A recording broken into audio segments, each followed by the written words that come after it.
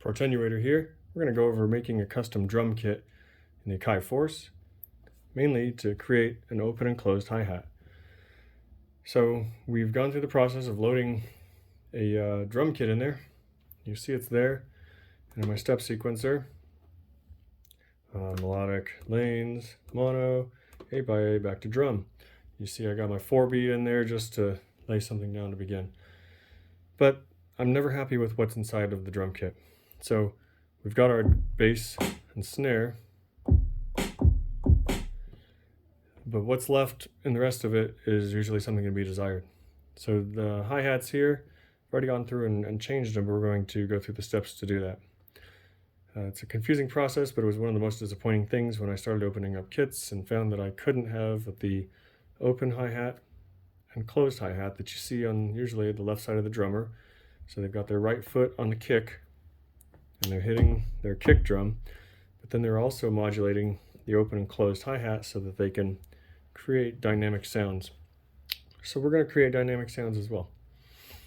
And when I hit that closed note, I want the open note to stop. So let's look through here and begin the process.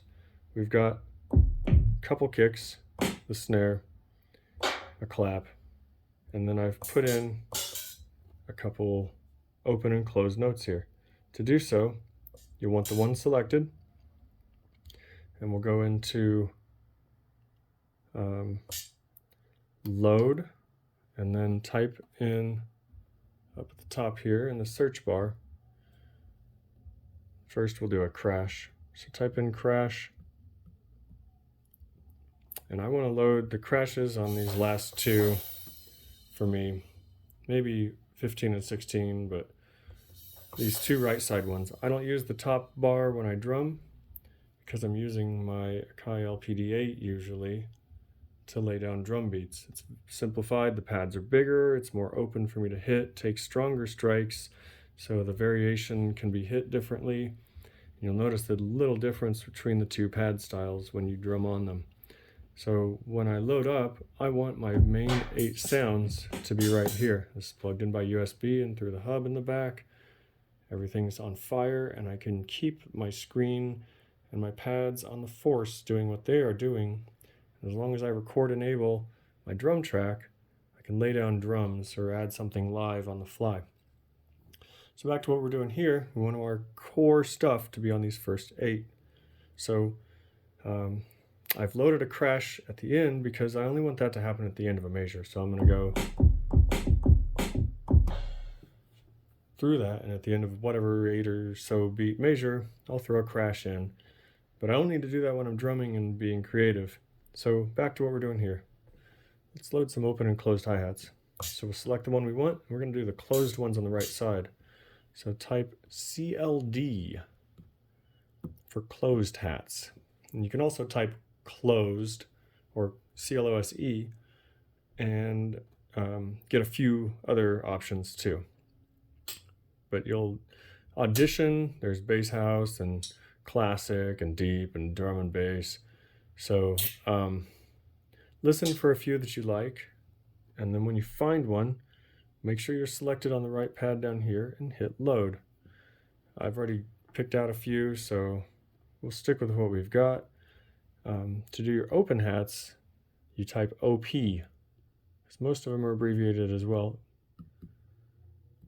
And it'll also bring up any that are typed full open.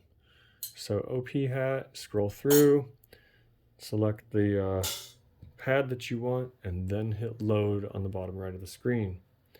So we've got our drums laid out, and I replace all these up here with those funny noises that are populated with more hi-hats. So I can, if I don't like what I've got, copy something out and copy another in. You do that by holding copy, hit the note that you want to copy from, hit the note you want to copy to. So then you've got a duplicate, and you can program another one back to that. So if you consider that you have one junk sound, you can always move stuff out, move one in, move things back over, and then you're more fluid there with your copying. So I can go back and change the colors on this later if I want, but I know that blue and yellow is my open and closed for my bottom 8. Let's get into making this open and close as it should. Right now, as most kits open up, the long hit happens and you don't get much in the way of closing. To do that, we'll hold edit and hit one of the notes. Now we're into this note editing screen. So I'll come up here, we'll view what the process is. You're going to load in samples when you hit edit. We need to go to global. If you're reading in your manual, it calls this master. We're renamed it global in one of the recent updates, so don't get that confused and be looking for something that doesn't exist. So along the way, I had some samples in here, and I went through this process and it didn't sound like it was closing. The reason for that is the effects tab had an effect. I had a air reverb or something on here, and the reverb had a long release, and that release made it sound like there was no closing of the hi-hat. So I went ahead and deleted it. There's a little delete button there. I can always come back in and dial in an effect later if I want that, but right now I just want some jazzy drums. So let's get into that jazzy funk. Back into global. We'll select our closed hat. We're going to create a mute group for doing so.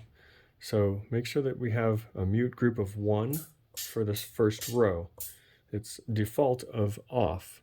So dial your knob, select 1, and this is the one that we play, and this is the one that stops the play of that one. 4 stops 3.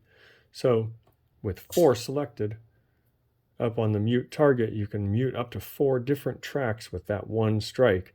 We're just going to do the one, unless you wanted to mute other ones, like I could have this one mute both of these hi-hats. But as it is, I just want one. So I've dialed it to be A3, and you see the names up at the top here. So A4 mutes A3, but if you go to A3, there's nothing in the right column. Cool, this one's done. So we'll go up to the next group. And I've created a mute group of 2 for this. You can do this effect for all sorts of different sounds in the Force, but right now we're working in the drums, and our first and 2 most important ones have been used up. Remember that when you move on. So this one is going to play A6, and A7 will do the muting. So, oops, and I didn't even select the right one. So A6 is the target. You can hear now that longer note gets taken over, and that's kind of a longer closed note than I wanted. I can play with that a little bit if I wanted to tune that down a little, but it works now. So something like this effects, you can see air reverb is on there, and there's your delete button. So if we selected one to mute it, it would mute the strike of the note, but not the reverb itself. So now that we've got that affected, I'm happy with my drum kit, and I need to save the file. So we'll go save and project as to make sure we get it in the right place, and Protenurator template 3, save and overwrite. So I'm happy with that. You can also go back and create a saved drum kit with all of this so that it's easy to recall in other programs, in other songs. If you're going to start a new template and such, name it with your name because you created it yourself. Now no one has my kit. They have all these thousands of sounds on their Akai Force and all the pre-programmed kits, but this is mine.